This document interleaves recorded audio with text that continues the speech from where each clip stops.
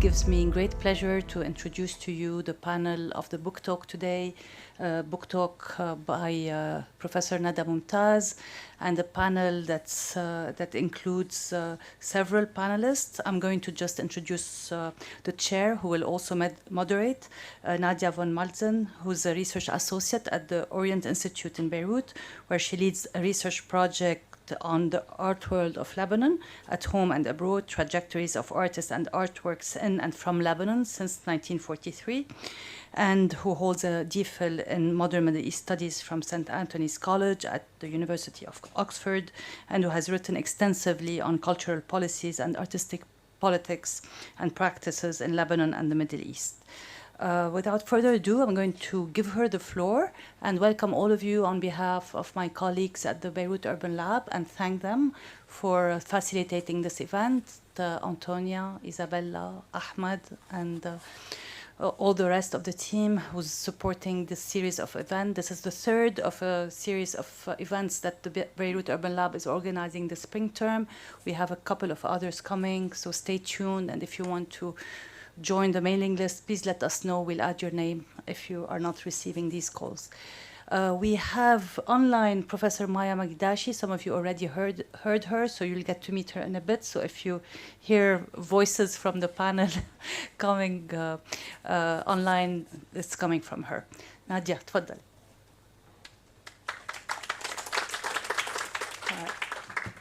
Thank you, Muna, and thank you very much for inviting me to be a part of this. I'm very happy to be representing the Orient-Institut Beirut here today, the OIB, whose new director who will start in July. Jens Hansen is also a former colleague of Nada at the University of Toronto and who was very closely involved in the finalization of the book, I think, so it's very fitting.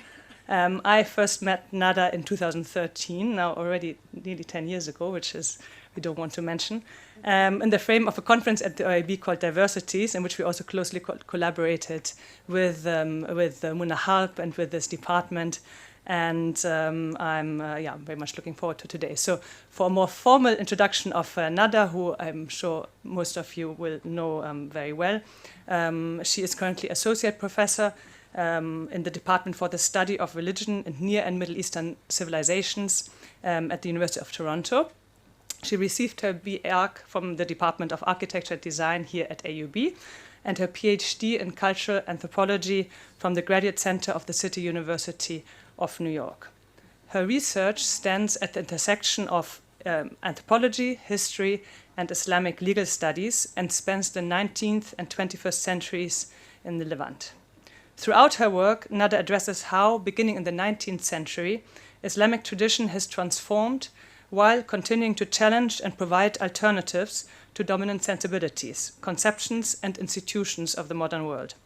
Her book, God's Property, Islam, Charity, and the Modern State, which we'll discuss today, received an honorable mention from the Clifford Geertz Prize of the Society for the Anthropology of Religion and from the J. Willard Hurst Prize of the Law and Society Association.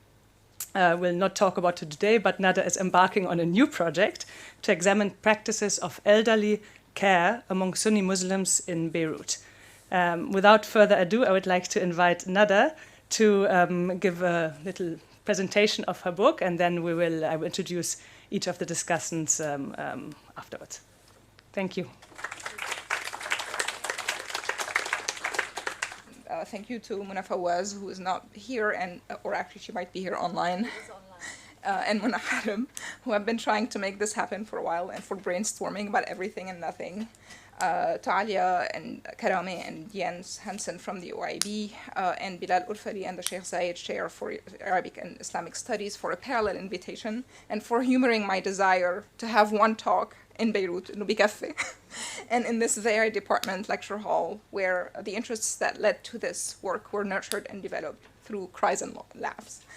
The Department of Sociology and Anthropology and Media Studies for helping spread the word, the Urban Lab team, Isabella, Antonia, for your patience and for handling the logistics so kindly and smoothly, Ahmed for the wonderful poster, Nadia for joining us, for moderating, and finally Samer, Maya, and Howayda for what Kirsten Scheid called the gift of reading, because we don't have time to read. So thank you for reading, because we write and you wonder if anybody ever reads. And also for thinking with me to help me see things I have missed and that need to be rethought or further developed. And I'm really looking forward to this conversation.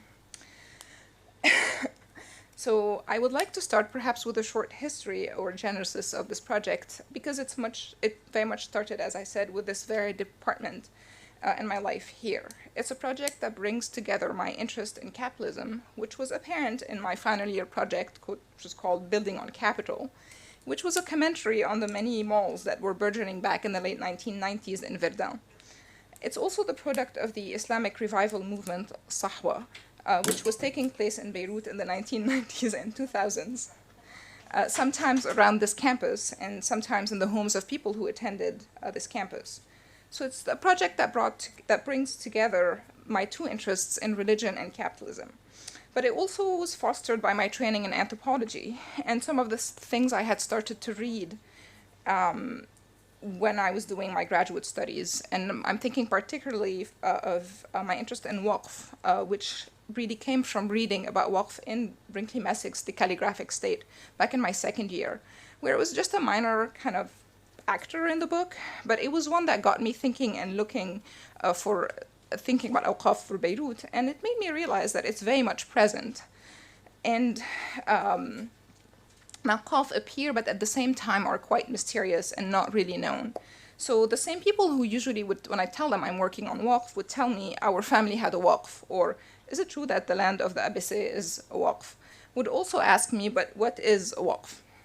And so I thought perhaps as an experiment, since I cannot resist that I have a captive audience, I thought maybe I could ask you to write on a piece of paper, one of the pieces of paper that I circulated, what is a waqf according to you? So what do you think is a waqf? Can you just take a minute and do that for me?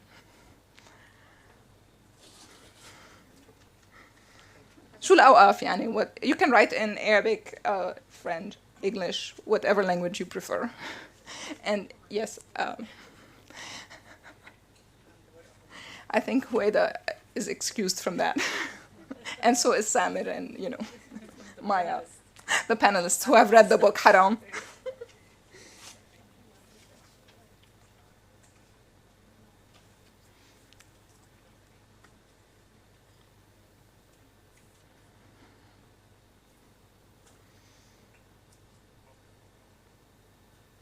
When you're done, you can just pass it forward and then to me. It's a bit funny because a lot of you are my friends here, so I've probably talked your ears through it and you know what it is by now. Or not. I'm sure we won't get it right. Well, that's part of the thing. That's why I have a chapter called Waqf, a non-definition, because it's very hard to get what it is.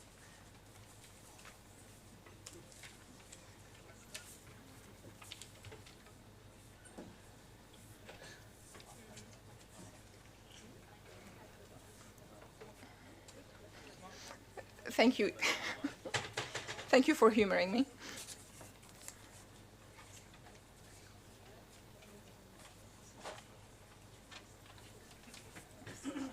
Thank you. Okay. I mean, I think that's really, it's great because it's, do I have your permission to use you in a paper?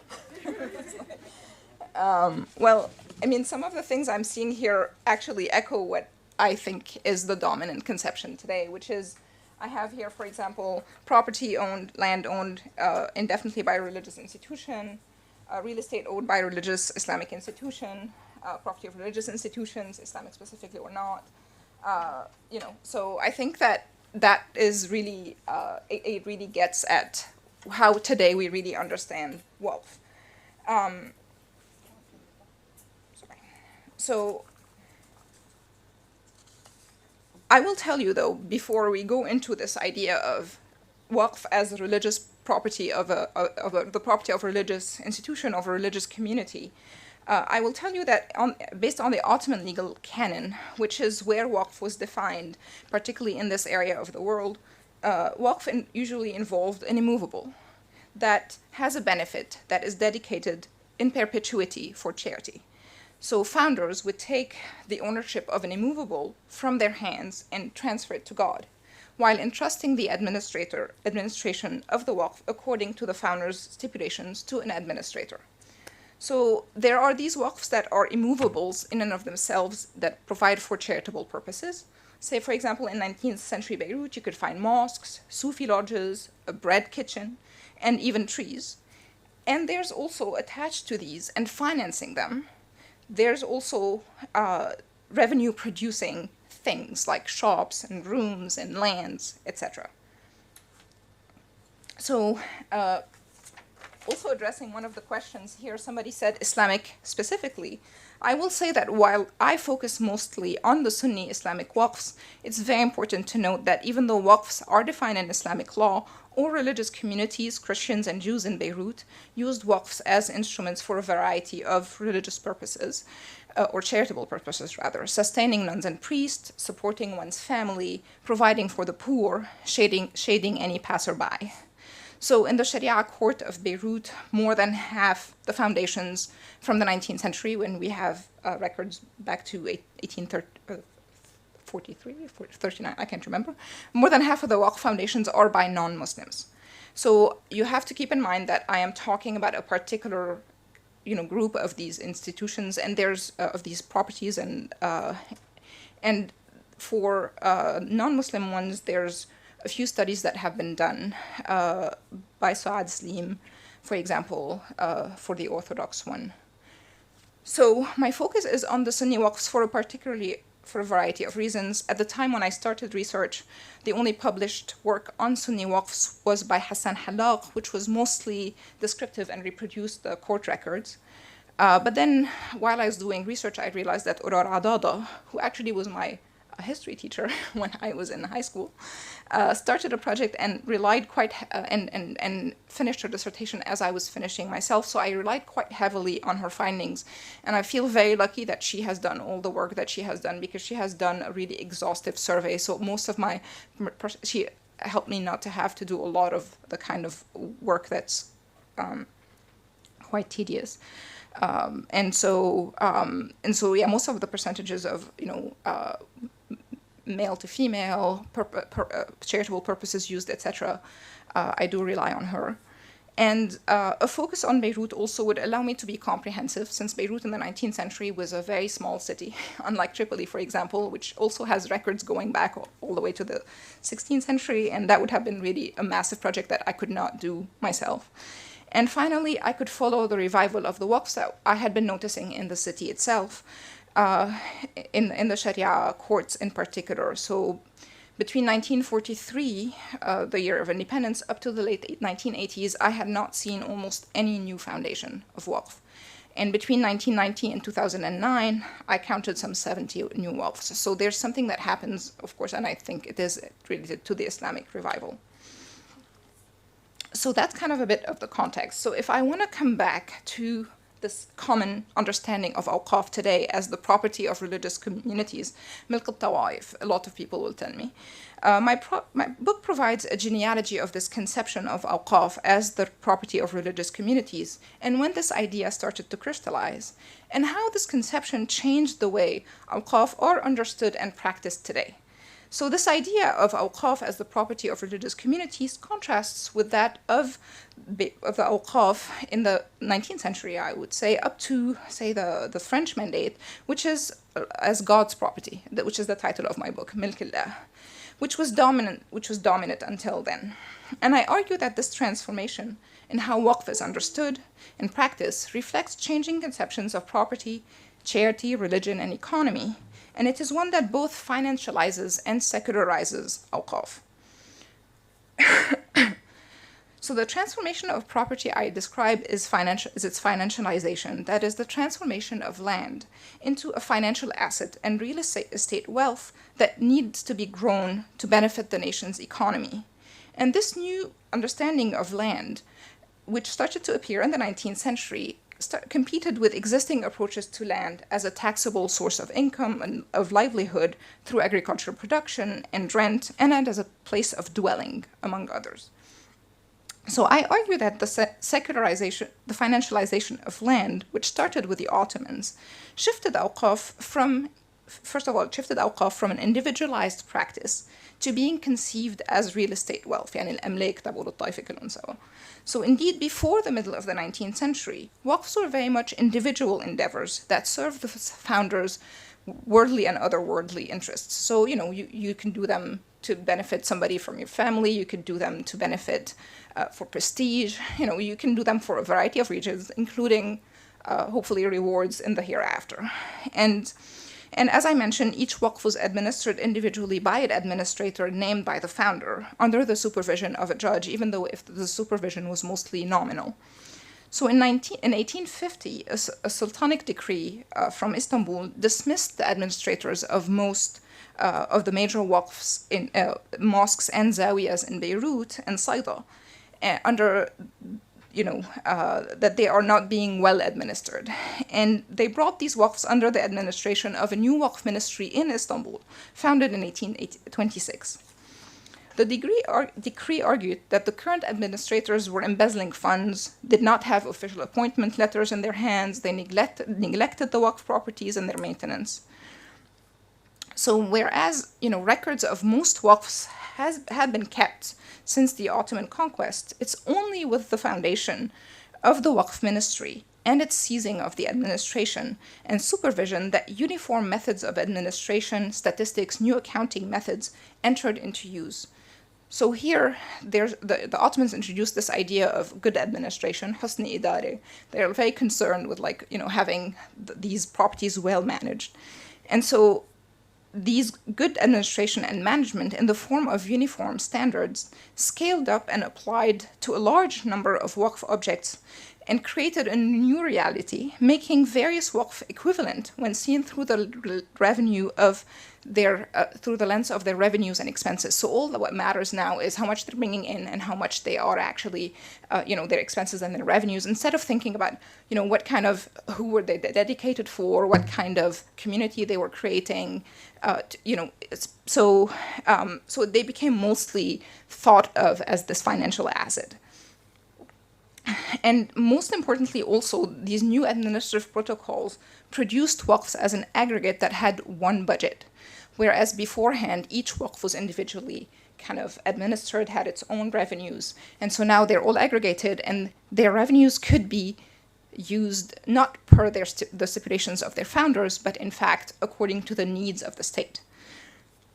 And so instead of individual waqfs individually administered, waqfs brought together became an important part of the national economy that needed to be well managed and developed.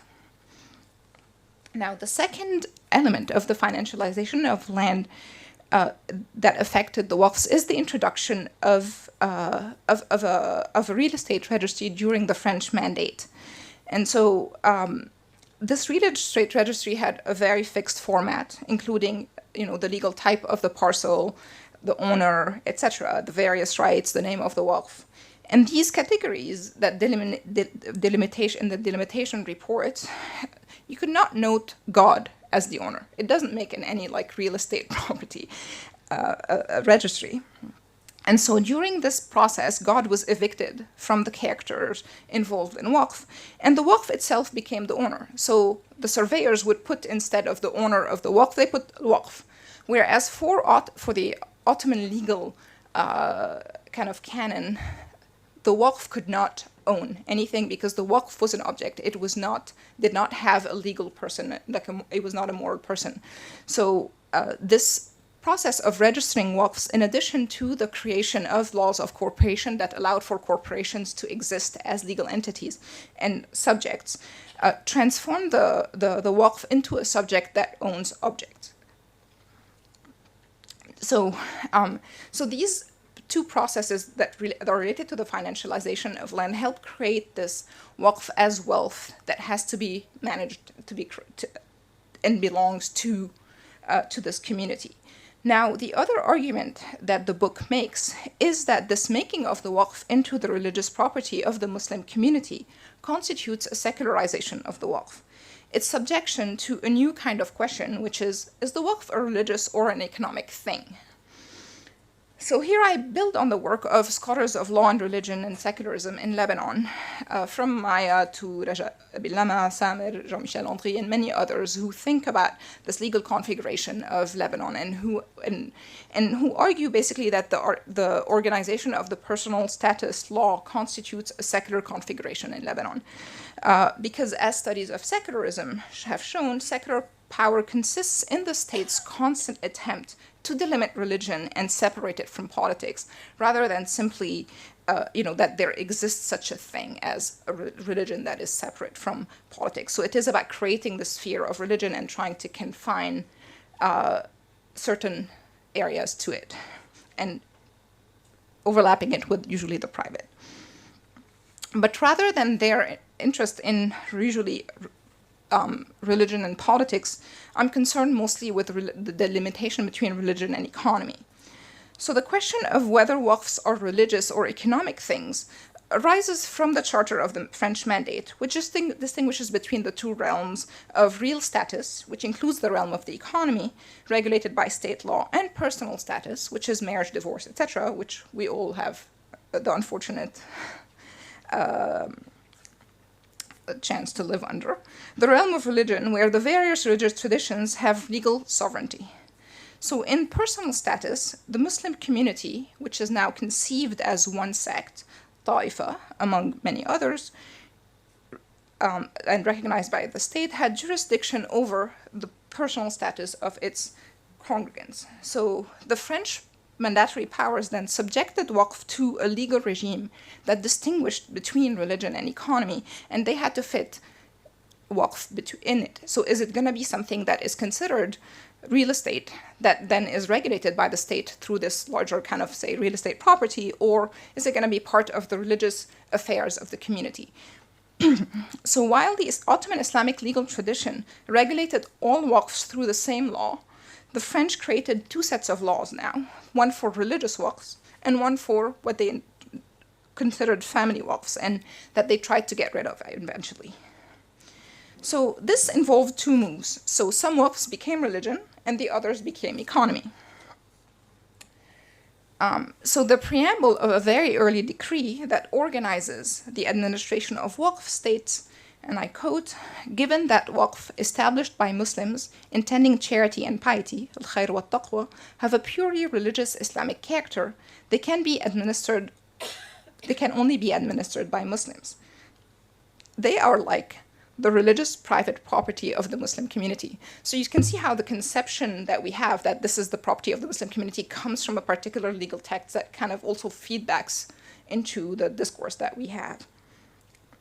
So using the term religious to describe waqf as possessions places them in the sphere of religion and therefore under the sovereignty of these communities.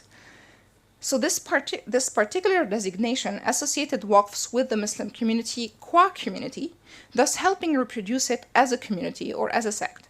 So this is what I call the sectarianization of waqf, one of the appearances of its secularization. So, and I would say that this contrasts very much with earlier conceptions of waqf, which in the Islamic legal tradition, there's not really a discussion of awqaf al-Muslimin, for example, as a whole that has to be administered altogether as distinct from others. Now, the mirror image of making some waqf religious was the making of other waqfs, especially the family waqfs, as I mentioned, as non-religious and belonging to the economy.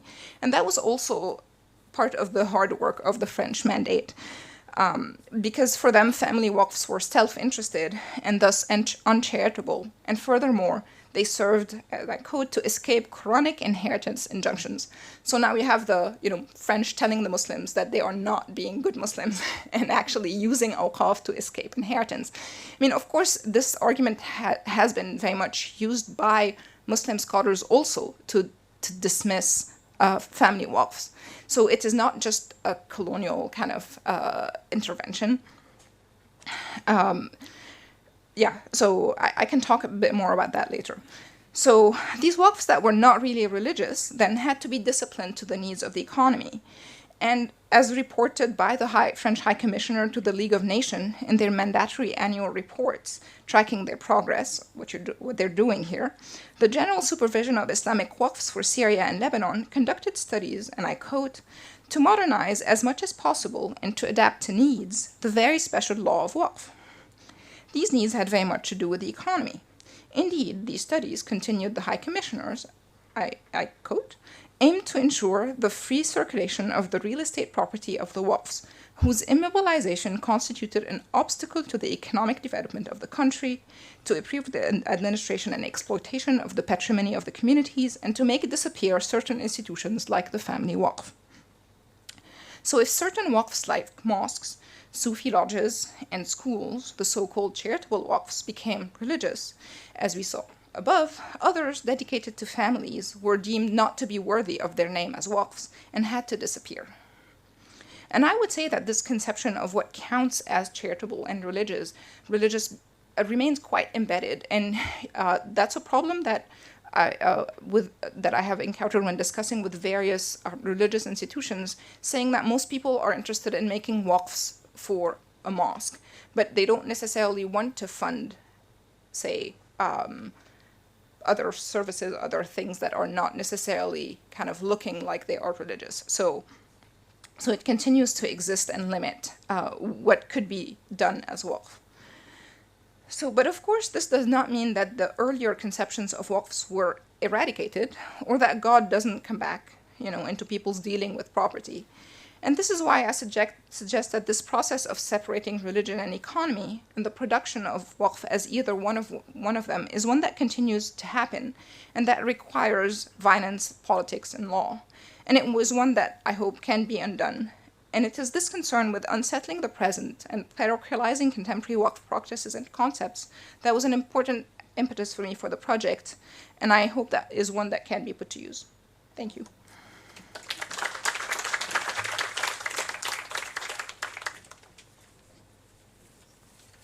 Thank you very much, Nada. I will keep my questions for later. So what we're going to do is we have 3 discussants or respondents. I'm going to introduce each respondent just before they will give their comments. Then Nada will have a chance to respond to the respondents, and then we'll open the floor to questions. So our first respondent is Maya Mikdashi, who is joining us virtually. She is an associate professor in the Department of Women's, Gender and Sexuality Studies at Rutgers University. Her first book, Sectarianism, Sovereignty, Secularism and the State in Lebanon, which came out last year, theorizes the relationships between sexual difference and political difference, the religious and the secular, and law, bureaucracy, and biopower. Her work is grounded in ethnographic and archival research and has been translated into many languages. Maya has been published in several peer-reviewed journals, as well as peer-reviewed edited volumes, and in public-facing venues. She is also a co-founding editor of Jadaliya, and a member of the editorial collectives of comparative studies of South Asia, Africa, and the Middle East Law and Governance, Agitate, and Social Text. Maya co-directed 2 documentary films, one called About Baghdad in 2004, filmed in Iraq in 2003, and the director of Notes on War in 2006, filmed in Lebanon. She holds degrees from the Lebanese American University, Georgetown University, and Columbia University. Maya, the floor is yours. I'm so pleased to be with you all to celebrate Nada Moumtaz's groundbreaking book, God's Property, Islam, Charity, and the Modern State, that was published in 2021 from the University of California Press. Now, I think it's a rare thing. We don't often get the opportunity to come together as a group of scholars and interlocutors and really kind of discuss the work that we do, or coming together over any one texts. And I know I share with everyone in the room an awareness of how special it is to share your work in the place where it emerges from and where you emerge from. And of course, in the case of this book and Nada, in the very hallways and rooms that helped build her as a thinker and as a person. So the first thing I really want to say to Nada is congratulations.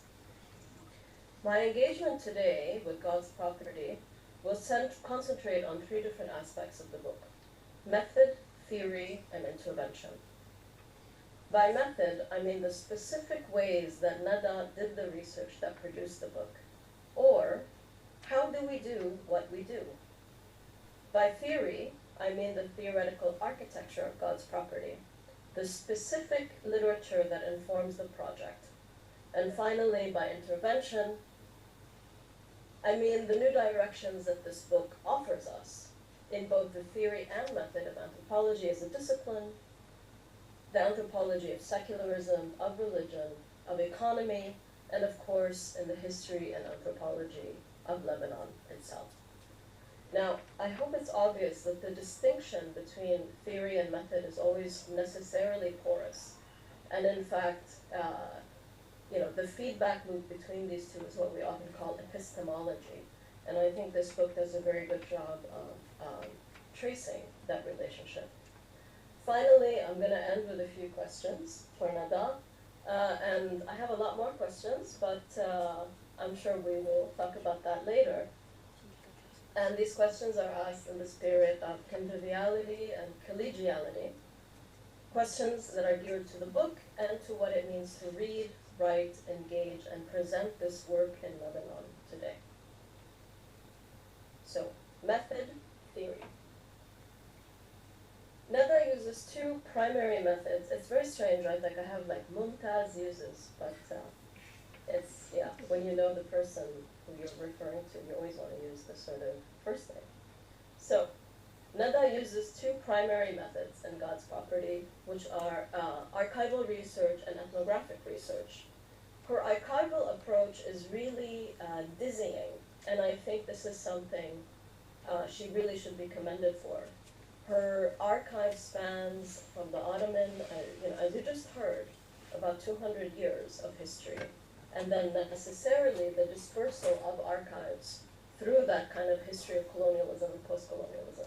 So the archive, the Ottoman archive in Istanbul, the archive of the French Mandate, the archive of religious institutions and state institutions in Lebanon, and personal archives, family archives, and sort of the ethnographic space of the dinner table or the lunch table. Moumtaz styles herself a historical anthropologist who is primarily interested in, quote, this is from her introduction, the grammar of concepts and to styles of reasoning in the tradition, analyzing the grammar of concepts, their meaning in use, at specific moments allows us to better understand continuities and ruptures in the tradition between these moments. End quote. Now, drawing from both Talal Asad and Wittgenstein, Nada presents us with a conceptual and practical history of waqf and what makes it so.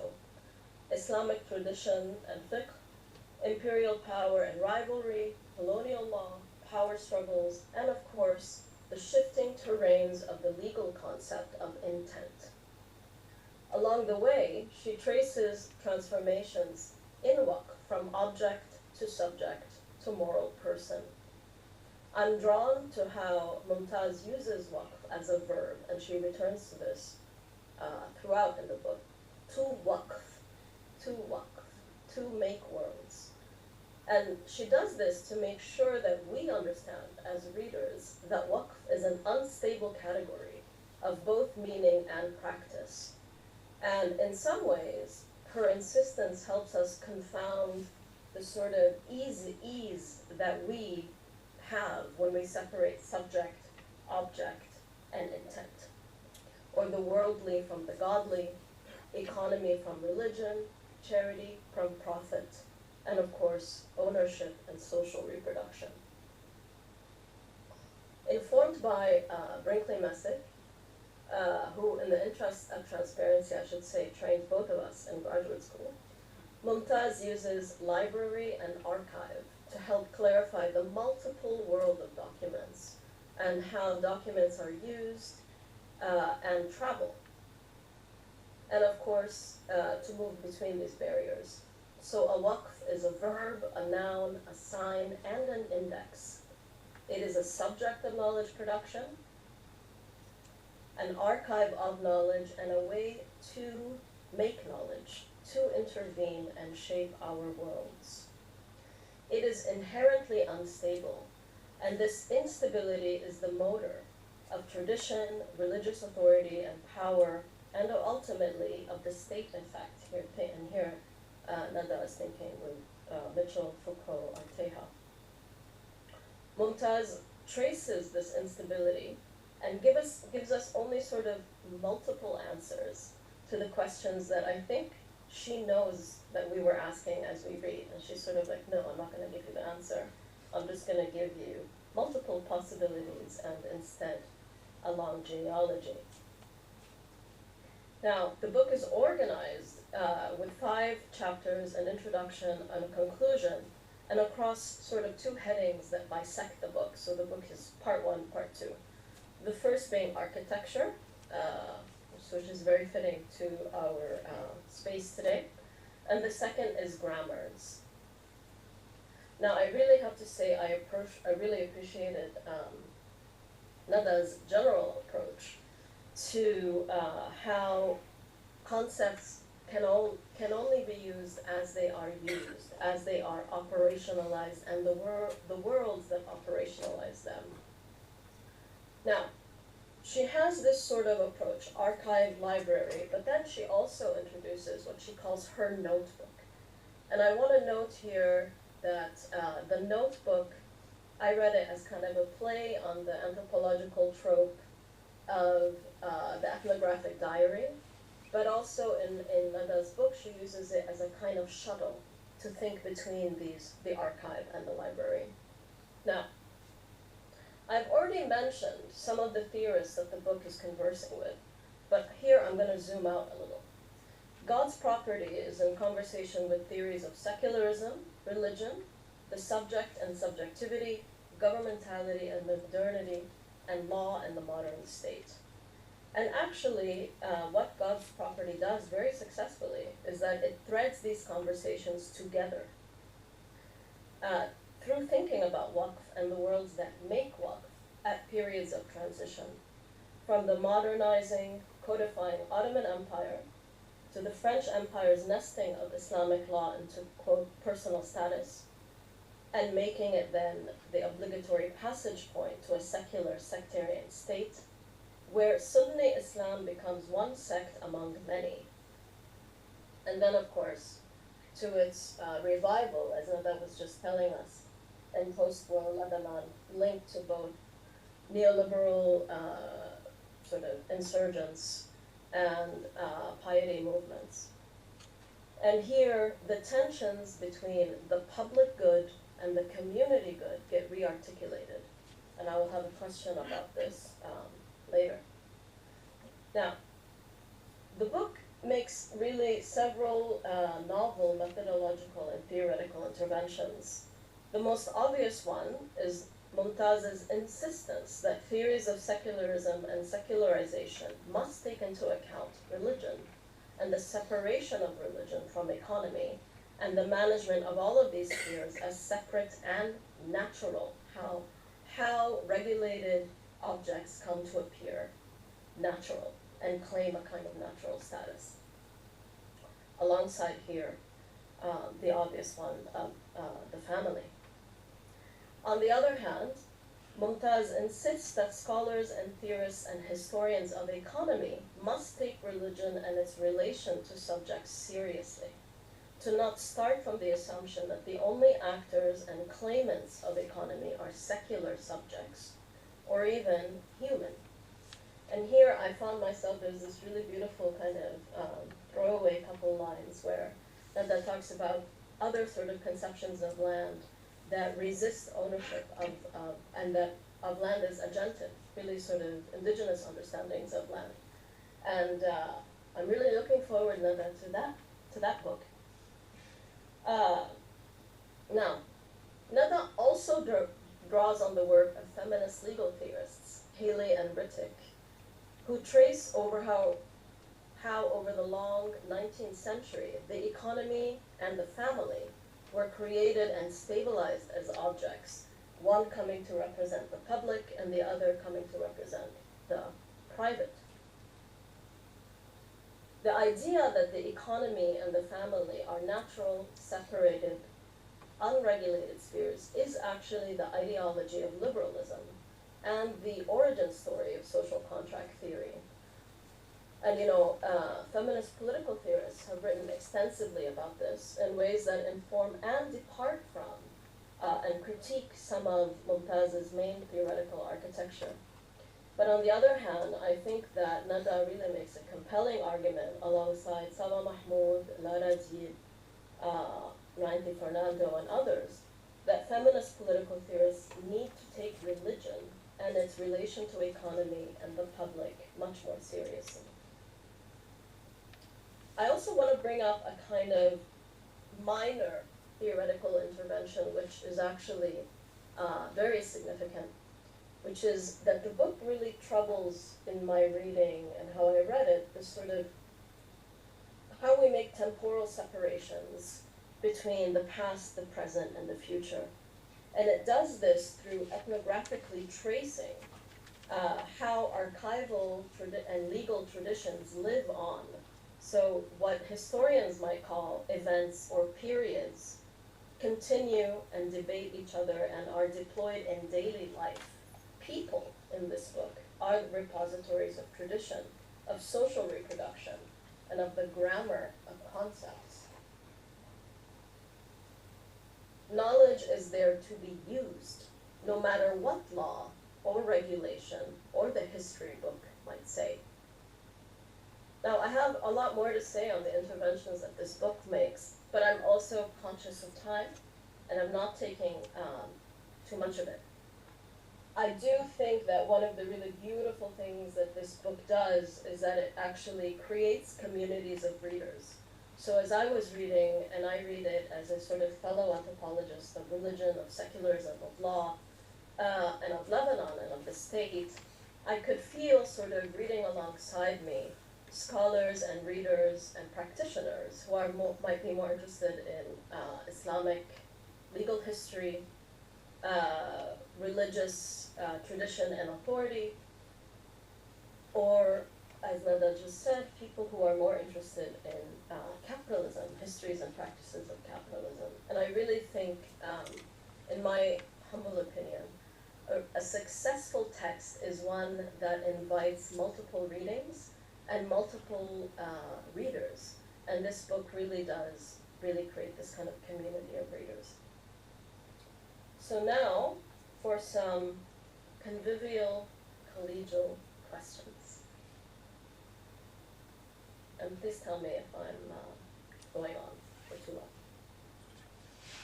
God's property takes waqf as the object through which we can understand how economy is separated from religion as a technique and a process of secularization.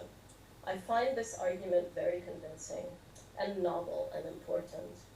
And I wanted to ask Nada what a focus on inheritance would do to this argument, and if it would trouble this distinction. As any feminist or Marxist, and definitely any Marxist feminist, would argue, inheritance is key to capitalism and wealth generation. Muslim family law and institutions are really, shall we say, very serious about keeping jurisdiction over inheritance. If you doubt me, just mention changing it and see what happens. Of course, these family laws themselves are secularized affects of state power. And though Moumtaz traces this process, she also uses the language of the private, or of the private jurisdiction of family law, vis-a-vis religious authorities and institutions as they get incorporated into the state. But how private is inheritance? Or for that matter, the economy of marriage and divorce? If the story of waqf traces the porous separation of economy and religion as an iterative project of both state and secular power, what does the inheritance law for Muslims, and how jealously the courts and communities hold on to it, tell us? And here, it's important to note that inheritance law is also compulsory, so it has a much larger economic footprint in national and international capital regimes. So my question is, would a focus on inheritance trouble some of the claims of God's property or reinforce them? That's sort of the first question. The second question is really more of a methodological question, and that revolves around how we approach the archive as a repository of truth or not. Now, one of the most really fascinating threads to me was how Moumtaz traces how the family was a legitimate object of charity through waqf, and then how over time and over different sort of state-making projects and interventions, charity to family becomes suspicious, a sign, and is shadowed by the concept, by the accusation of nepotism and corruption. At some point late in the book, Moumtaz gives us this really beautiful ethnographic example where a lawyer who has inherited her father's law firm and a Sharia court archivist hoping to actually bequeath his public job, his government job, to his son interact. And she traces this historical trajectory of family employment inheritance to merit employment, and shows how these transitions of power and intensifications of state power really sort of organize and intervene in traditions of inherited employment that have operated for centuries. So I think I don't have to explain in Lebanon what we mean by inherited employment, and neither do we have to in the academy. So I also found, she asked us to really sort of hold off on calling this corruption, and instead really thinking about what the work that the concept of merit does, that is also not very different, or not, can't be easily separated from what we might call corruption. So my question here is about the approach to the archive. Even if the archive sort of tells us that that family used to be a legitimate object of charity, how much should we take the archive itself as a record of the truth? Isn't the past as complicated as the present? And even if legal scholars are discussing bequeathment and family charity as bringing someone closer to God, can't we imagine that people living at that time thought of it as also corruption or as unfair?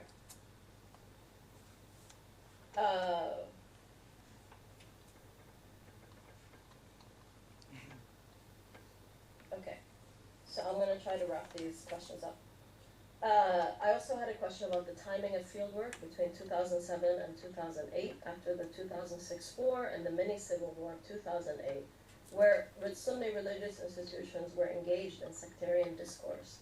So I wanted to ask Nada, did these conversations come up about what was happening in the country? And if they did, what informed your choice to not include them in the book?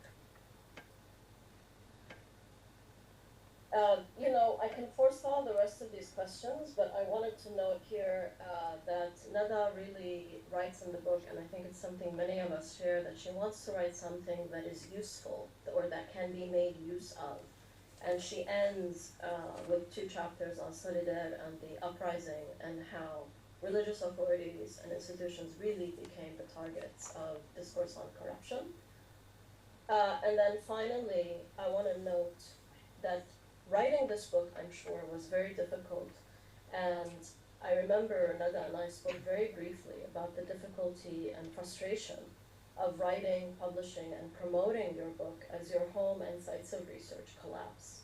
So I wanted to end here on this question and ask Nada, is there anything you would like to that you would write differently today? Thank you.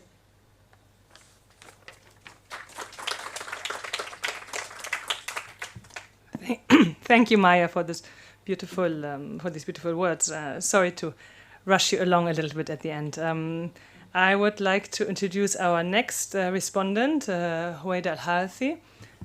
She's a professor of, I'm sure all of you know her, but she's a professor of architecture and urban design here at AUB. where she's serving as the founding director of the School of Design and also a research director of the Beirut Urban Lab. Her research focuses on urban heritage with an emphasis on the theoretical debate on heritage, construction, and consumption related to identity building and post-war reconstruction in the Arab world. Her current work conceptualizes urban recovery in relation to processes of historical editing, urban trauma, and protected displacement. She's widely published with over 50 articles, book chapters, and reports in leading journals and refereed books. As part of her earlier work on Mamluk heritage, she published the Waqf document of Sultan Nasir Hassan bin Mohammed bin Qalawun for his complex in El Rumaila. So, Howayda, the floor is yours.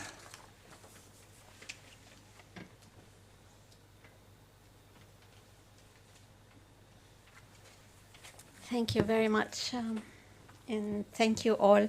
And thank you, Nada, for giving us the opportunity to come together to discuss your fantastic book.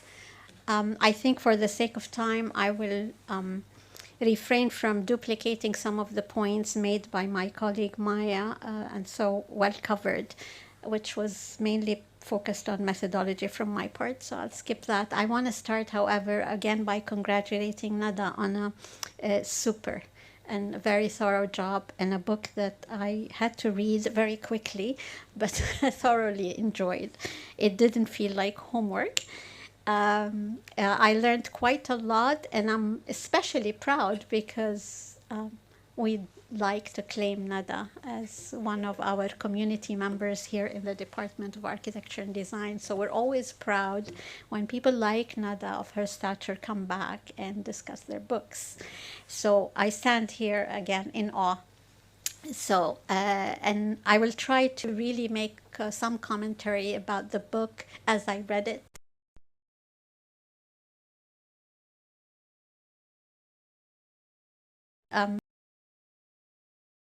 Agreeing with the critique that the book premises itself on the colonial secular promise of separating religion and economy as distinct domains of life, because that really created the rupture that complicated the matters related to Waqf, not only in Beirut, as so well covered, but in many other places. I want to further argue that, or hypothesize, like Nada sort of suggested at the end, had this been put in the realm of economy rather than religion, where would Waqfs be today? And I think that's a question that's well posed and has a great potential, because one of the Waqfs I really know a lot about is what's called the Waqf al-Dhurri, which is not about charitable institutions or mosques or schools or madrasas or any such thing that the colonial apparatus has dubbed as charitable endowment. Is really about allowing people of no income to be included who were excluded from inheritance law. And so if you have a niece that would not inherit and you have wealth and she doesn't have access to money, you can create a waqf and make her a beneficiary. So I think that type of waqf really is testimony to why the economy is an overriding dimension and not the religion. But many people have talked about the waqf al-Dhurri, and I think in Beirut the majority of the waqfs we've looked at are family waqfs or waqf Dhurri. So there is a social economic value to label that under a frame that's not religious. I also want to use another example because of, again, the sectarianism dimension that Nada talked about. There's a lot of waqf that we come across which is not dedicated for Muslim population. It's actually a sectarian. And like water sabils, very common awqaf, they are for the passerbys, for the Muslims, non-Muslims, atheists, animals, cats, yes.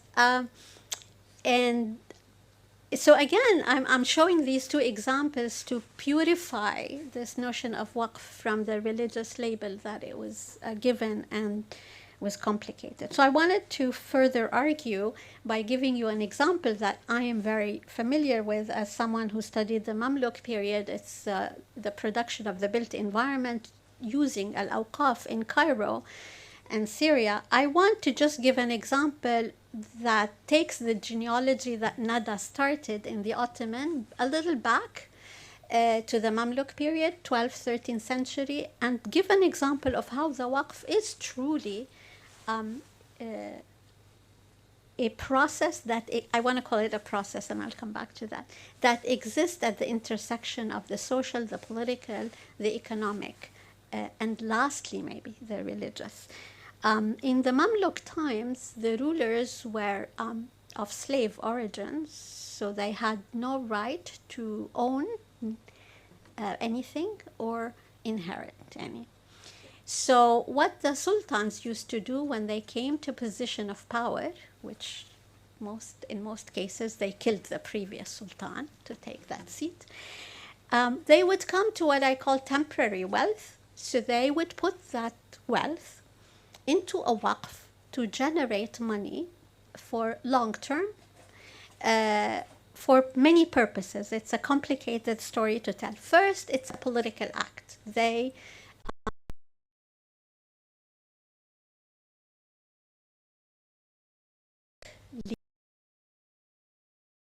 cannot rule the free.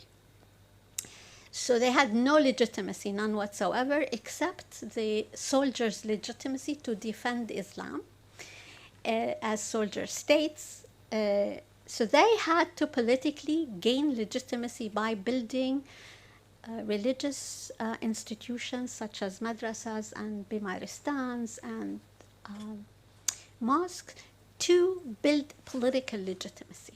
So there is a political intent.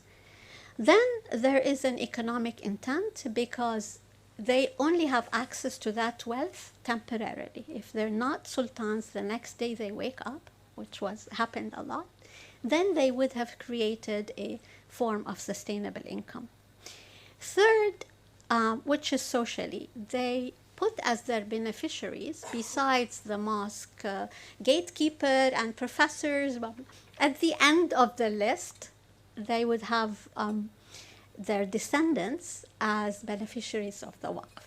So they afforded to give income to those who would not otherwise inherit if they were to die, because slaves or mamluks have no right to inheritance.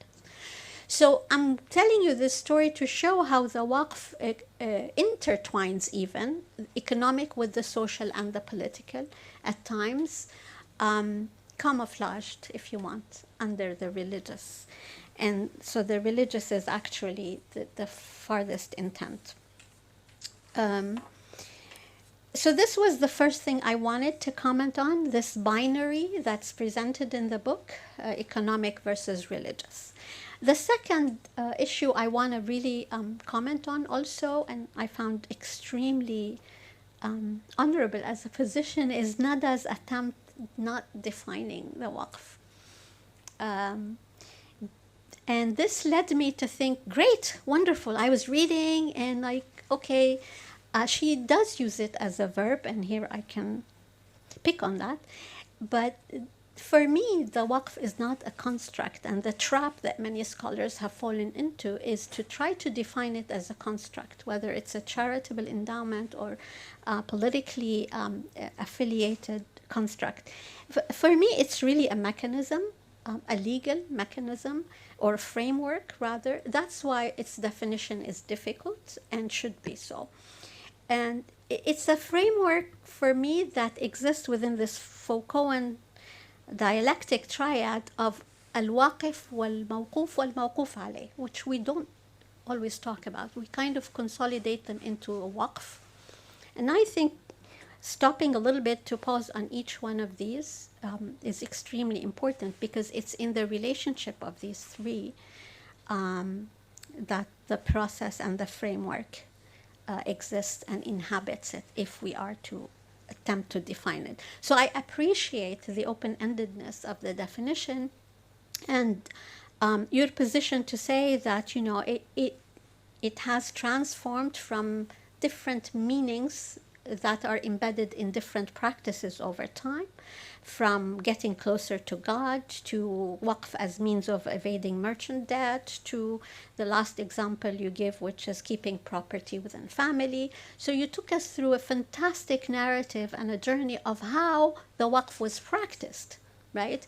And what meanings are deduced from these practices. So I really appreciate the methodological rigor of avoiding giving it a definition as a construct, because with the colonial apparatus that simply translates it into a charitable endowment, had fixed a very problematic definition for the waqf and did not allow it to exist as a framework that is extremely flexible and can have many ends, social, economic, religious, etc.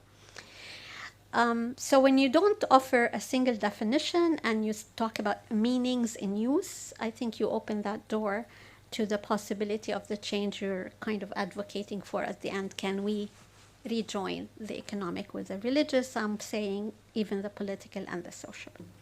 So the intricate story really demonstrates that the waqf cannot be simply translated to charitable endowment, but I would say a legal mechanism and not a construct. So I invite the discussion to maybe host that idea of the framework rather than the construct that we're trying to define. Now, my third point, and again, I promise to be brief because I'm anxious to hear the debates from the crowd, is the question of, mainly in chapter 3, really fascinating questions about, is the waqf truly a waqf without pious intent? I was like, yes! but then you took me on a really more intellectually deeper sort of position. And at the heart of it, when you link it to the public interest and utilities, then the intent becomes more defined within the apparatus of a state perspective, then I would say no. So the chapter 4 and 5 that discusses the reconstruction show that extremely well, and it creates a space for debating whether, waqfs should be taxed or not, whether waqfs should be liquidated, collectively owned or individually owned. I think here I would like to kind of take your invitation to open the possibilities to go back from the Ottoman and the French mandate, closing in on waqfs to religious, collective, communal property, to really think of the ability of the individual to re-exercise the legal rights given to them, to use the waqf as a framework or a mechanism to create sustainable social welfare, to create economic sustainable income for family members or otherwise. And I think that's a kind of inherent right within the Islamic Sharia law that was fogged up in these changes. So it can then be argued that the mechanism is intended to facilitate for social sustainable welfare rather than pleasing God, and to think of it through the eyes of the exclusivity of the beneficiaries. Do they include Muslims, non-Muslims, families, non-families? I think the waqf as a legal construct keeps it open. Much of the debate is made more complex when we attempt to offer a definition or translate into equivalent practices of the modern era. So this leads me to my concluding provocation. I would like while I was reading the book, because I read so many Arabic waqf texts in Dar al-Wathaiq in Cairo, I was saying, I have a big question for Nada, and I will close with my big question. I think you can anticipate. What would happen if you were to think through this question in Arabic? And here, I'm evoking Walter Benjamin in terms of translation, but I'm really not worried about translation. I'm thinking of more people like Abdul Qahir al-Jurjani. if you're constructing meaning using the kind of Arabic semiotics, what does a waqf really mean, right? And again, I go back to this triadic relationship between al-waqif wal-mawquf. We don't normally see how, even in Arabic, waqf is used as a verb, right? So again, our kind of semiotic frames of reference and language references may have a lot to do with the genealogy that you discussed, maybe. And I had the pleasure of editing tahqiq, one of the Mamluk waqfiyas, one of the oldest surviving waqfiyas for Sultan Nasir Hassan. It's like 365 pages, much of it written without dots. So, and it's really going through that exercise of understanding how the language is trying to establish a legal frame of reference to operate for hundreds of years. That's when you feel how incredibly important the language part of it from a legal perspective. The other example I'd like to give, I was like really, really impressed. I went to Medina in Saudi Arabia, and they shared with me the oldest Islamic waqf dating to the time of Uthman ibn Affan, who's the third caliph. And the waqf is still operational today. It's a water well that is dedicated to the poor to practice agriculture on their lands, to supply them with water. It still exists today, and the agricultural land is still green. So I'm just using that to see that there are also environmental, economic, impacts of the waqf. It's not all bad. Thank you very much.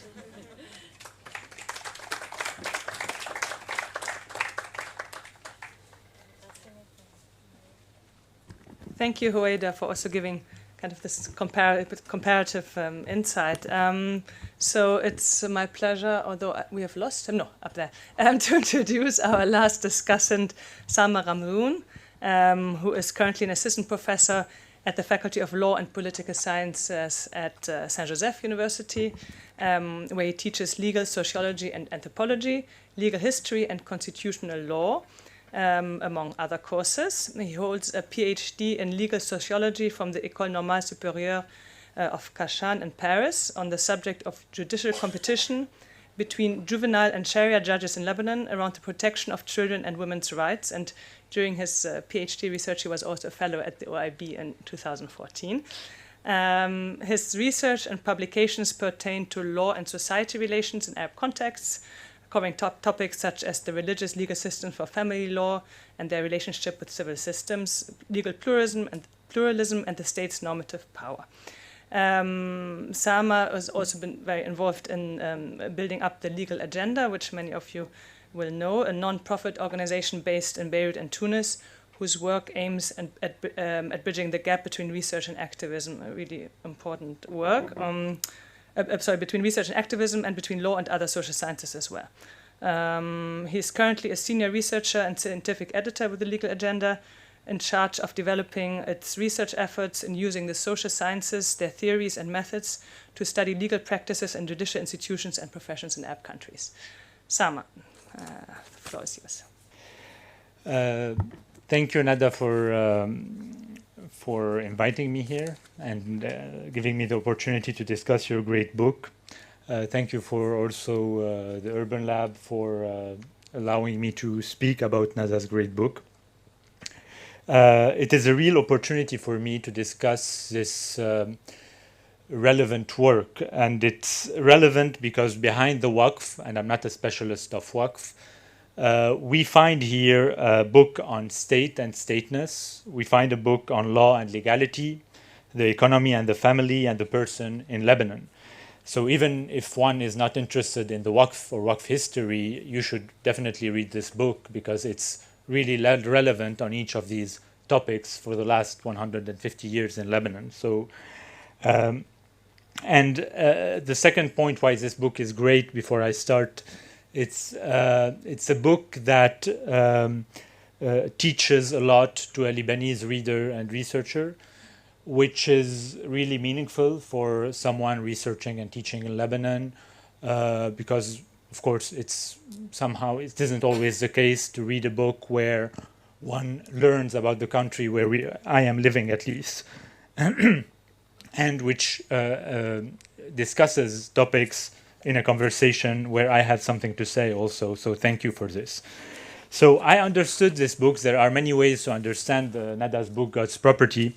I understood it as a book about the transformation of an institution, the Waqf, to follow, using this transformation, to follow many other transformations in the economy, the state, and religious law and courts and civil law also. So it was a perfect observatory to monitor 100 years maybe of transformation on all these institutions in which I'm really, of course, interested in my work. And I want to start with the position that Nada gives to the Waqf, which is a very liminal position, meaning at the frontier of this between the state and religion, and other frontiers also. And I think I'm going to build my 2 or 3 points today on this liminal position that Nada gives to the Waqf, comparing it to other liminal positions in Lebanon today, and to see how together we can, from starting with Nada's book, trying to understand better how Lebanese institutions work today. So the first aspect of liminality, like this frontier, the Waqf being at the frontier of the state in relation to community sects or religion, I want to talk about it through the notion of jurisdictional politics that Nada uses at several moments in the book. Of course, the book defines it with Lauren Benton, of course, about the Waqf is in this ambiguous position, as we said, between state and religion, civil law and religious law. And this ambiguous position allows individuals to navigate between courts and institutions. This is what Nada says, to have like the better deal regarding Waqf, be it with Sharia court, be it with civil court, be it with the Ministry of Interior, be it with the DGIW, Mudirit Al-Awqaf, and so forth. So, and Nada describes this competition between these institutions, like between the Qadis, the Sharia courts and judges, the Mudirit Al-Awqaf, the Ministry of the Interior in Lebanon today, and all kinds of judges. So I want to build on this competitive aspect on which I worked a lot regarding Sharia judges and juvenile judges, to try to understand how this competition between institutions actually allows us maybe to understand better how things function in Lebanon today. And of course, I worked on family law, and in family law, I tried to document how many women were trying to avoid Sharia courts, to have and avoid Hadana rules, to have a protective measure by the juvenile judge in Lebanon. This was the case for the past 15 years or 10 years or so, and which created very intense competition between Sharia courts and juvenile judges. And I want to think with Nada here and ask her maybe at the end how, of course, we see Sharia judges competing with the DGIW, Mudirit Al-Awqaf, at some point. We see also, I saw juvenile and Sharia courts competing for the protection of the child. We saw elsewhere in Lebanon these past few years, for example, even the state itself or the parliament and the sect competing about the legal age of marriage, for example, when trying to legislating in the parliament, while the Sunni sect legislated on itself to fix a minimal age for marriage. So all kinds of competitions that you describe very well in your book about Waqf. So I wanted to ask you if, through your expertise and your work on Waqf, if we can what can you tell us about these competitive effect between Sharia judges, civil judges, and the Ministry of Interior, basically, and the DGIW. And in my case, the competition explained how religious law was changing, basically, with the juvenile judges. The competing strategies pushed Sharia judges to, you say compromise in your book, I would say innovate in a way to maintain relevancy in current Lebanon and maintain the ability to produce religious law. So I wondered if such competition produced similar effects in Waqf issues. The second point about the liminal position of the Waqf, this frontier position, is in relation to the state. Of course, Nada helps us in this book to understand the Lebanese state through the institution of the Waqf.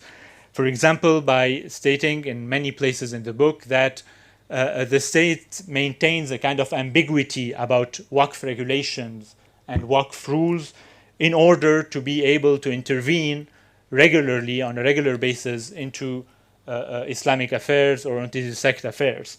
So it is an anthropology of the state, basically, through its frontiers and through these ambiguous notions. And here too, I was very interested to relate this work on the blurriness or the ambiguity of the notion of Waqf and its regulation with the constellation of ambiguous notions that actually today go with most state practices. Like here again, if we take family law, for example, many examples like the introduction of the concept of the interest of the child in juvenile justice. What is the interest of the child here? This ambiguous notion stirred huge debate between Sharia judges and civil judges and civil administration. A child in danger, what is danger? Can Sharia put a child in danger? Can the state put a child in danger? And so on.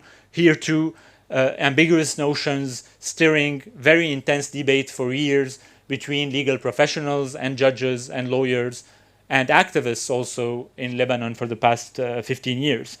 And this, of course, this liminality is linked to the suspicion you talked about in your book, because when it's ambiguous, the rule of suspicion starts, basically, as I understood from Abba's book.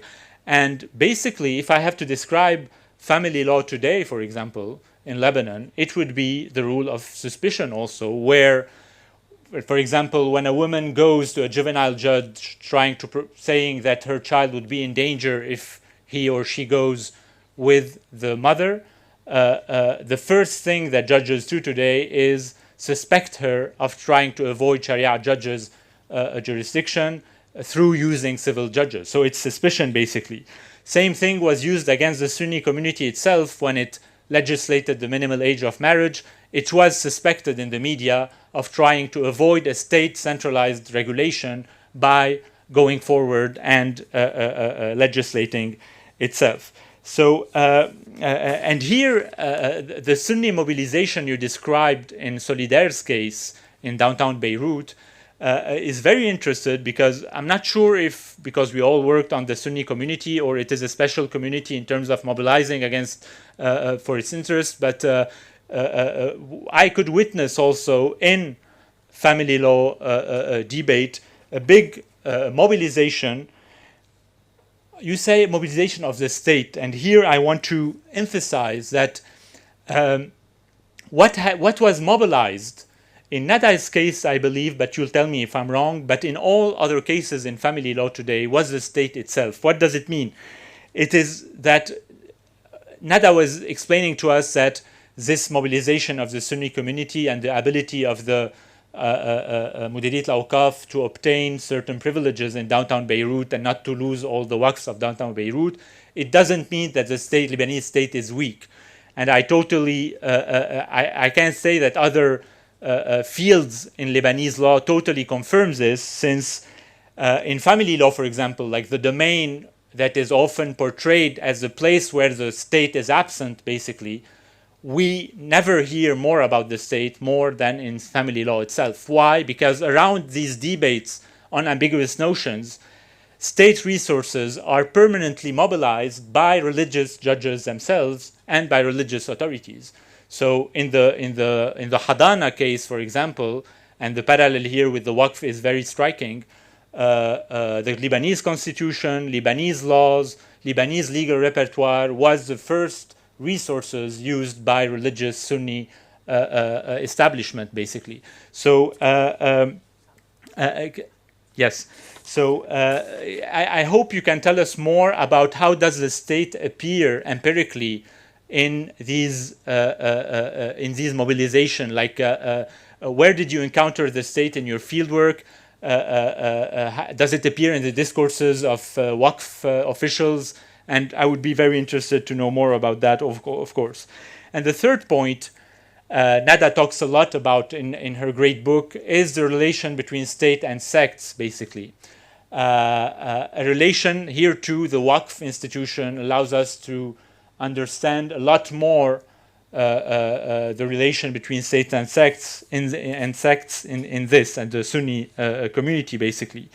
And here I can only point the how can I say, the difference. It's interesting, disciplinary difference, where as anthropologists often describe, you talk about in your book about the secularization of Waqf, describes this separation of religion and economy in your case as a founding moment of secularism and the secular state. In the legal discipline, legal professionals and legal scholars mainly describe this moment as a loss of sovereignty, as a loss of capacity of the state, basically. So it would be great to be able to reflect on these disciplinary differences. But what is interesting in this relation about the relation of the state and Sunni sect is that you describe in your book at some moment the creation of the Majlis Islami Shara al-Ala at that moment within the Waqf debate.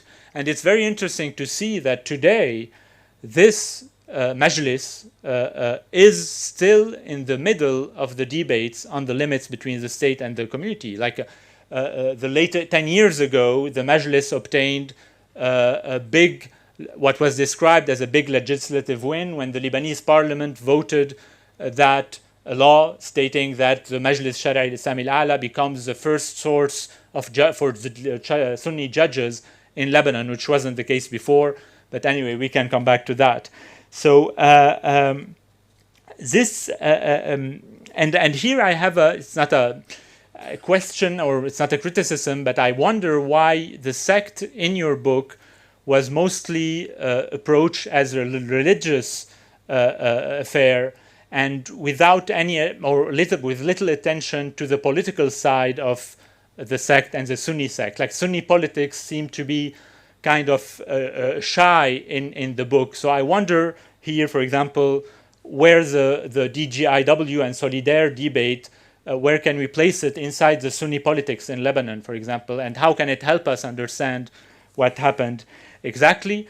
And about the sects also, I know you didn't work on other sects, basically, but I was very interested, I was compelled to think about what happened, for example, in the Shia community the last few years, where the main debates were taking place about the Majlis Islami Shia al-Ala waqfing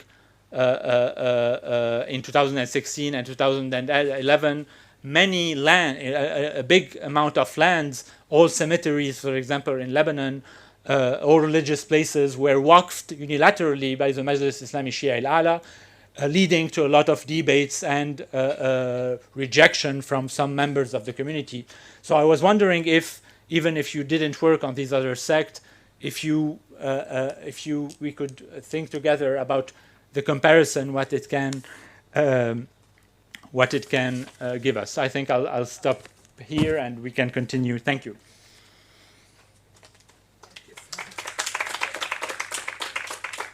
Thank you so much, Samer. So now I would like to invite Nada to this very easy task of responding to many, many questions, if you can, in just a few minutes, so that we can also take a few more questions from the floor. Yes. Okay.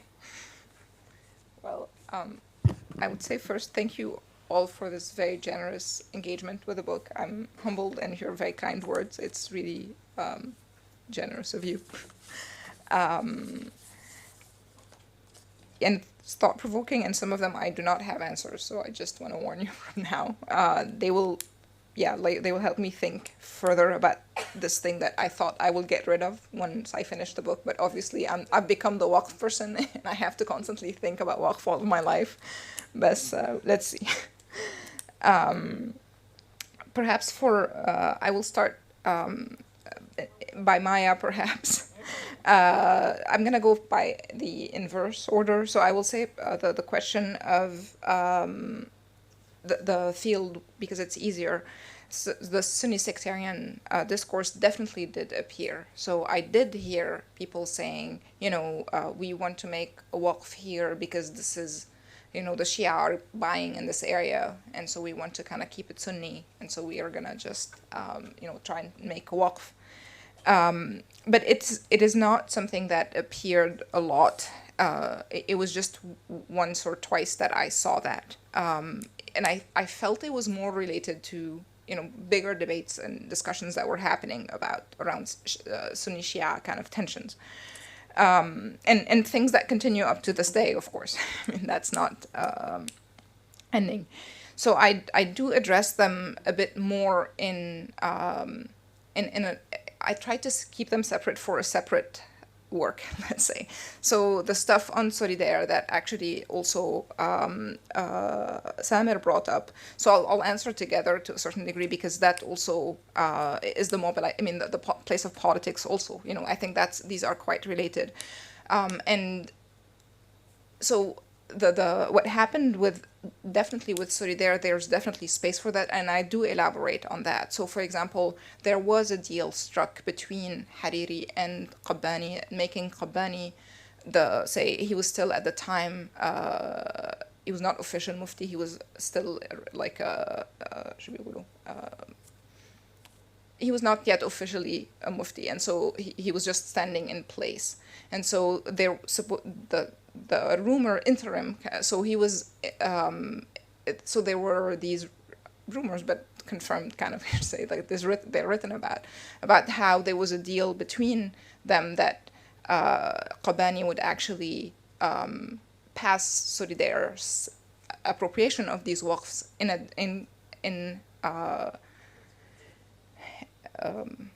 exchange of Hariri brokering Qabbani's election as a mufti. So there's definitely Muslim Sunni politics very much involved. Now, the other question that is also quite that you raised actually quite nicely, which is these Muslim kind of, or these Sunni politics, if you will, of these mobilizations.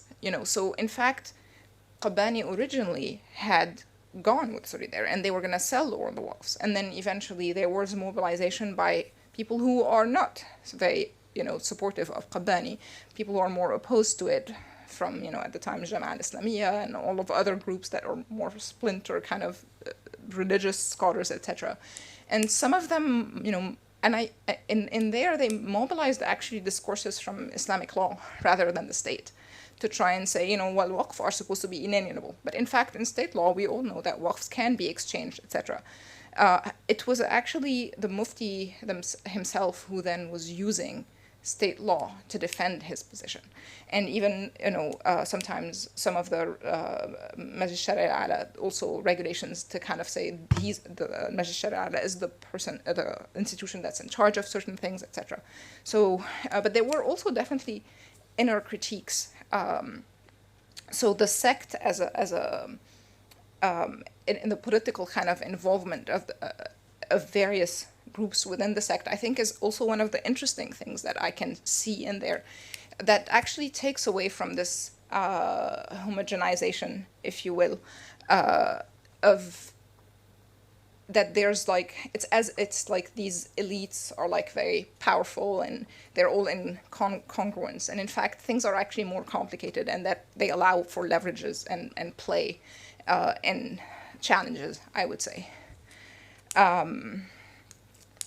So that's the question of politics. And I think it's definitely really important, and thank you for raising it.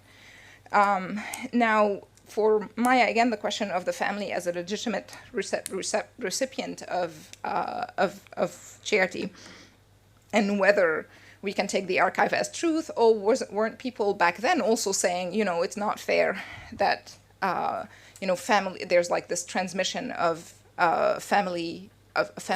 this transmission of office, for example, in the family. And I would say that, I mean, there's some interesting work that about what was considered a normal social order, and the idea of equality is very much a modern construct. And so in some ways what was normalized actually was inequality. It's not that people would think like, oh, people should be equal. This idea is a very modern one in our world. And I would say that, so I mean, there's definitely ideas of, you know, yeah, like there's definitely ideas of equality, but they don't involve all humanity in the way that we think about it today. And so there's the Islamic legal discourses distinguish, and they are very critical of certain practices of favoritism. So muhabat is what they call it, and it means giving overdue privilege to somebody. And so they are critical of it. It's not that it's not, you know, that preferential treatment is not supposed to be okay. But the fact that, in fact, most of the transmission of even, you know, head of and all of the kind of people, what people did was very much family, kind of transmitted to families, is, I think, how the early modern kind of and medieval world operated. And that's part of what is new these days. But I still want to say that, in fact, the fact that there's, you know, the fact that we still have people inheriting privilege is a proof that this is a continuum rather than just that, you know, it is not,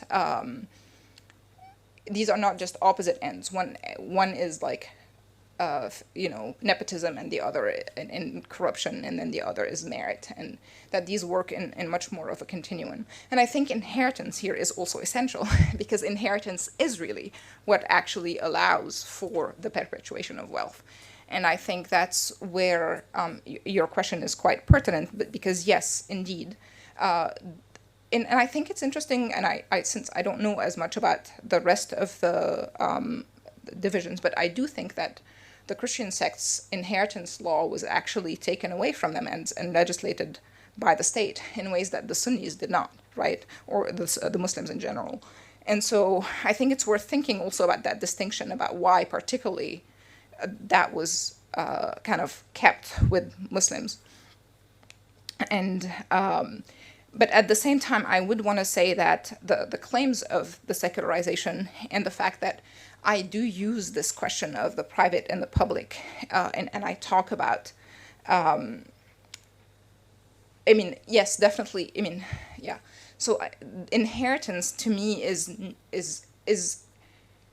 definitely also public. Of course, it's part of the economy, you know, and so in some ways, somebody who does interesting work on that question is Kathleen Lemon's book on divorcing traditions, where she actually argues that, in fact, secularization also happens within quote-unquote the private, and within these family divorces, and which are really happening so-called in the religious sphere.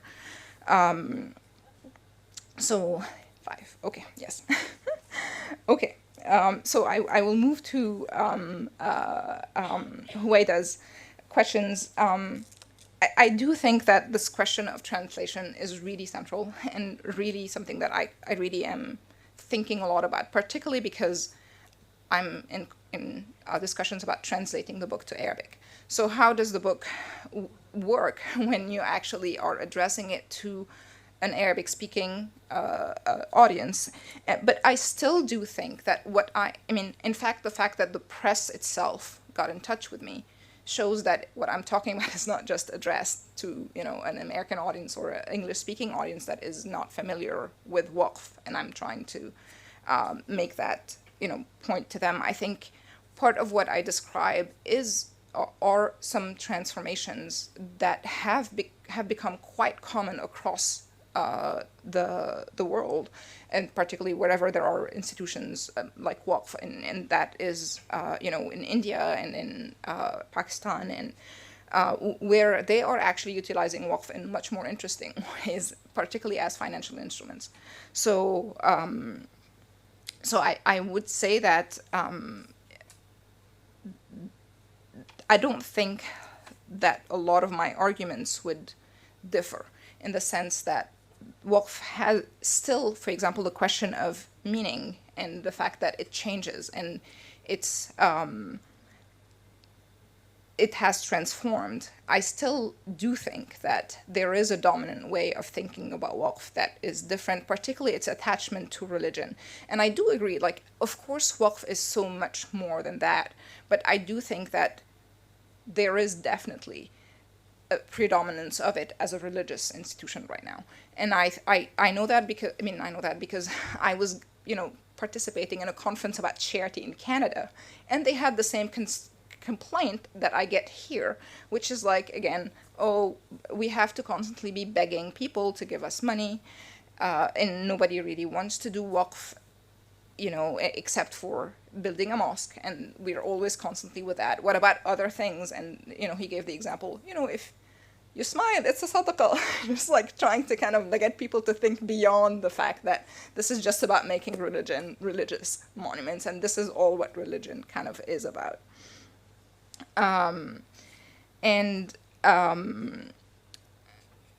Okay. I also want to say, just to maybe to push back a little bit, I don't think that it is camouflaged under religion. And I think there's a possibility for both things to be there at the same time, right? So it's, yeah. Oh, I see. Yeah.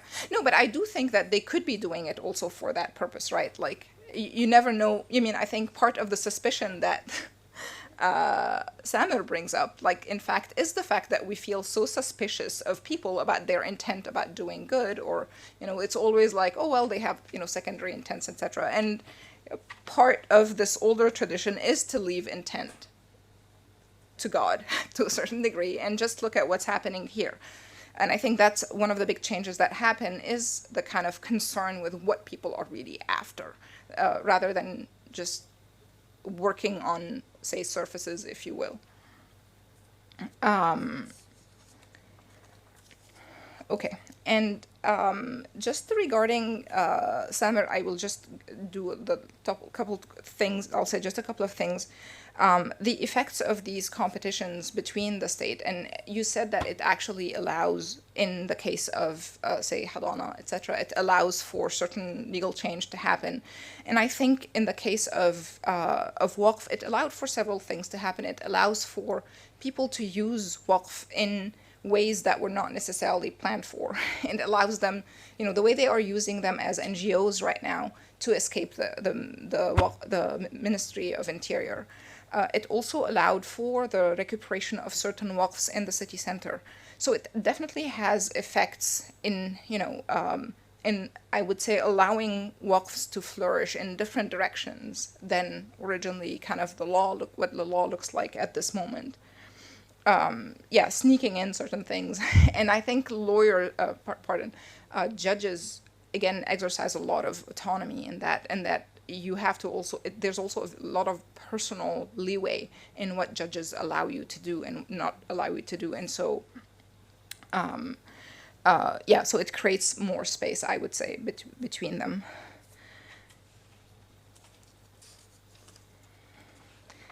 Okay.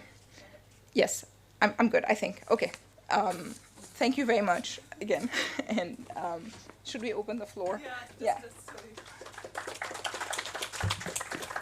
Thanks so much. I'm sure I know there's a lot more to say, but just to give the opportunity for some questions, if there are any. Maybe while you're thinking of your question, also, so the main thing I think about when thinking about Waqf is the Yusuf Museum, which is a very different example, but maybe a good example to kind of, where it's not so much associated with religion anymore, maybe to some it is, but it's which was founded as a Waqf. But any questions? I have a question also. while waiting for you to formulate yours, which is about the title somehow. It's I mean, it's very clear. I haven't read your book. I have started the introduction, but I have to admit I haven't had time to actually read it. But it's clear that your discussion is completely grounded in the discussion of Lebanon and the genealogy of the term. But it's like, you don't mention it in the title, you don't mention it in the table of contents, it's mentioned very briefly in the back.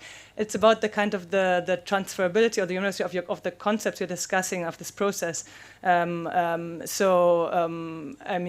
think from the discussion today, you show very clearly that it is grounded in a very particular setting, but how much do you think it's more universal than really connected to Lebanon, and maybe also what was your decision for the title?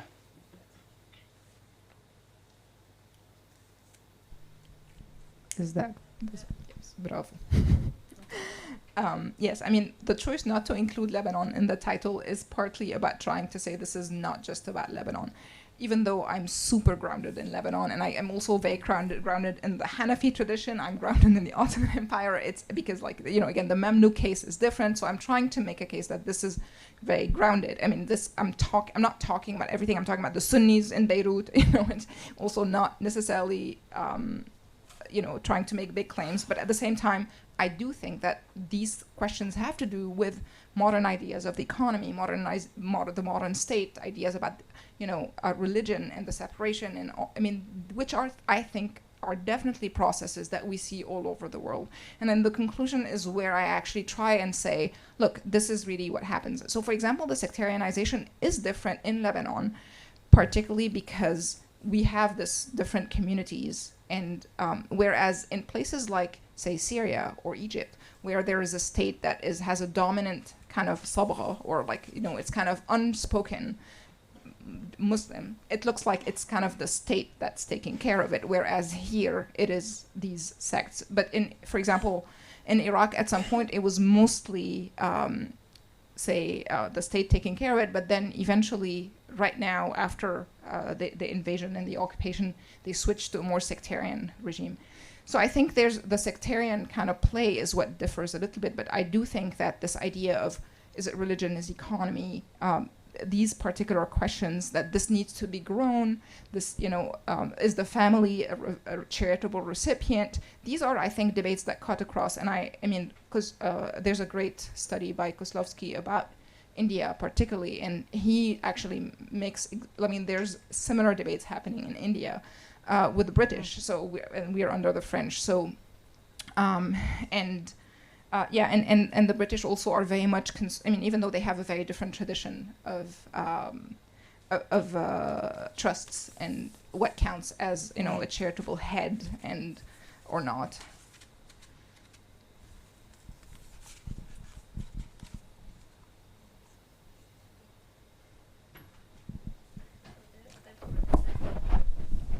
Hello, how are you?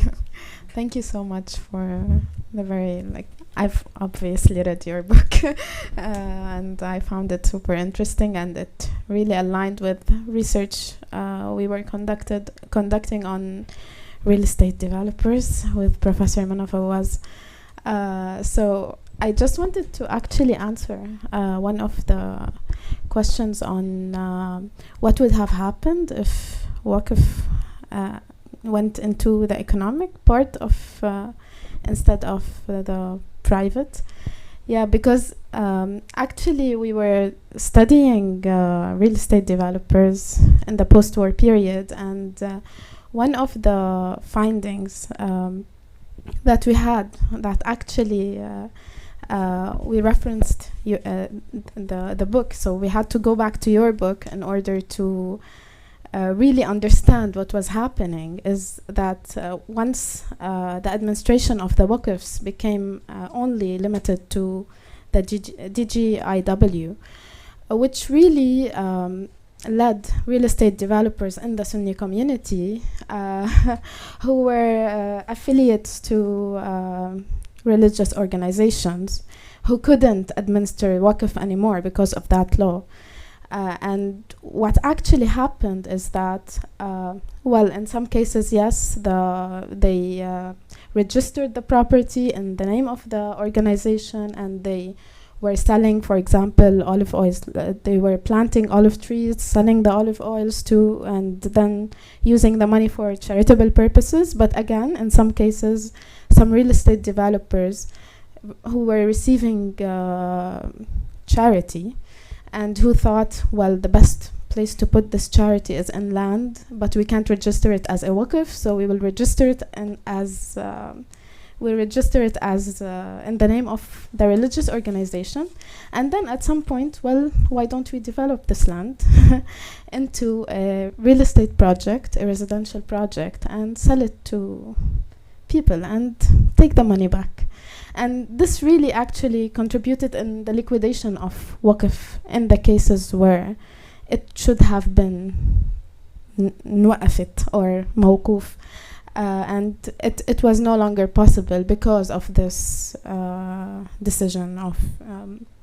So this is one of the interesting findings that we came up in the lab in regards to this particular decisions, and it shows how the financialization of OF actually. Can I just add something? I mean, I think that was my answer also to Howayda. Like, individuals can't fight the state to a certain. I mean, they can, but at the end of the day, they are very much bound by the limits of what these legislations allow you and do not allow you to do. So because of the fear of the DGIW and Mudarat al-Awqaf, because they can make these claims of khiyana and go to the judge and try and say, we're going to take this from you because you are not a good administrator, etc., then people are afraid that this might jeopardize eventually their administration of waqf. So people are kind of worried about making waqf. And so this happened, I mean, with regard to mosques in particular, under Qabbani, there was a rule that if you make waqf that's a mosque, you have to put it under the administration of the Mudarat al-Awqaf.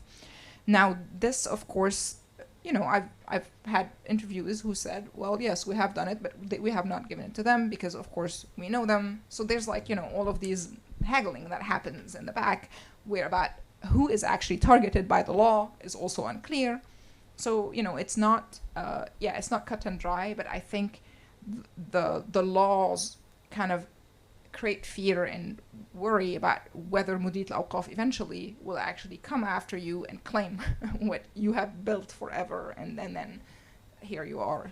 And then I think, not putting them into waqf and etc. will be a problem. We have a question over there.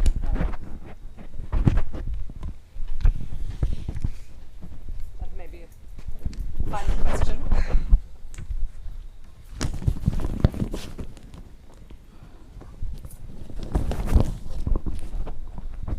Hello. First, your work is very interesting for me, especially for me. I came from a town owned by a monastery. The whole town is owned by a monastery, and I have worked on many similar topics like yours, especially on Christian housing. I would like to compare Muslim Sunni waqf to Christian endowment, or Christian waqf. In many reference, for example, in Lebanon, they mention that the Maronite Church own, for example, 10% of Lebanon, which is very huge. And I think that it's the same case for other Christian waqf. And many reference, they say that Muslim waqf is smaller in terms of scale. So how can we justify the difference in scale? First, if you agree with this idea, and how can we justify this difference in scale, especially in a country ruled by Muslim empires for 100 years? This is the first question. The second question I would like to ask about governance. In Christian waqf and Christian communities, there is a type of decentralization. For example, the decision starts from the parish, and then it goes up. So what about Muslim Sunni waqf? How can we? What can we say about governance? Okay, thank you.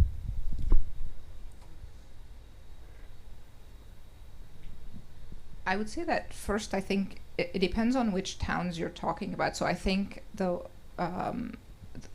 it's decentralized because there's a Waqf directory in Sayda and Trablus, etc. So different Waqf directories have different resources, and I'm working only with the Beirut one. And the Beirut one particularly, as I said, Beirut was a small city, so it didn't have so many, Waqfs, etc. So that is, I think, where we start from. But Tripoli, for example, has really interest in Akkar also. They have a lot of Waqfs over there, the Sunnis. And there's definitely projects that are happening right now, developing them towards productive ends, including olive oil and things like that, or I can't remember what was the last one, avocado, ما بتذكر شيء هيك يعني, some production actually to kind of get revenue, including housing as well. So there is definitely things happening outside. And in Beirut, things are much more complicated because of the fact that, well, first of all, as Howayda mentioned, a lot of the Waqfs here were family Waqfs.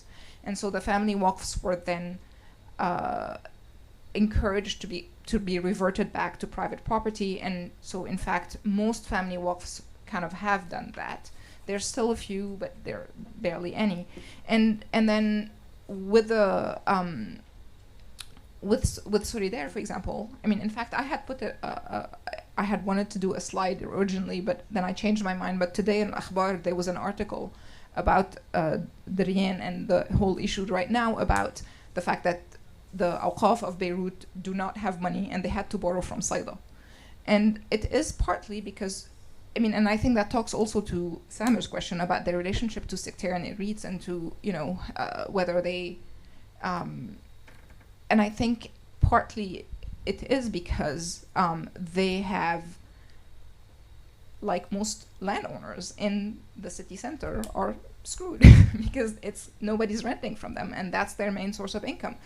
When I was doing my research, speaking also to Maya's question, they told me Solidaire is the best thing that happened to Mudrit al-Awqaf because now they have all of these income generating properties there. So they have Pachi, the whole Pachi building is design, build, operate, transfer. Across from Siddiq, there's a Mephisto, something that also is theirs. There's a bunch of properties, and there's one that's actually on the Ras al-Ma'rad. It's completely empty. So I think that's one of the reasons why they are in such a dire strait. In addition to having all of these, it's old rents. So they are also, they're also bound by these older rents, and that's why. I think what's interesting about them is their liminal position, as Samer said. They are participating in capital accumulation, but at the same time, they are not. So in some ways, at the end, they have to reinvest them in something else. They have to spend them, etc. And I think in the same way also with the sectarian, with the kind of, the political elites, they also have this weird relationship to them that allows for leeway. And so I think in Beirut, that's the reason why there's not so much. And I think there's so much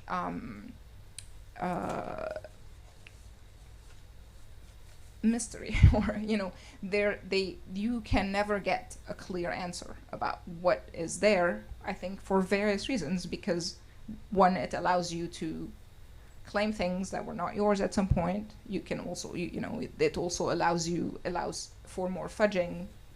There's no accountability. One of the main concerns of many in the community are, this is supposed to be accountable to the community. I have seen only one public official reporting of income and spending and what's happening with it. None of that.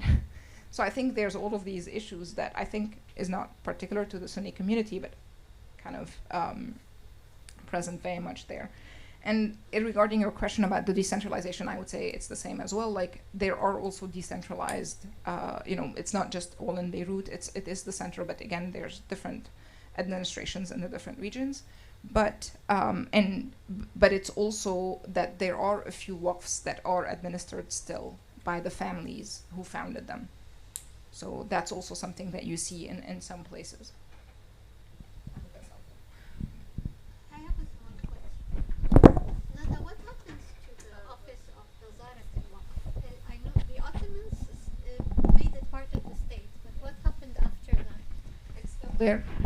I'm asking about the office of the Nazara.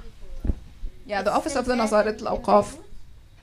Nazarat al-Awqaf became the Mudrit al-Awqaf.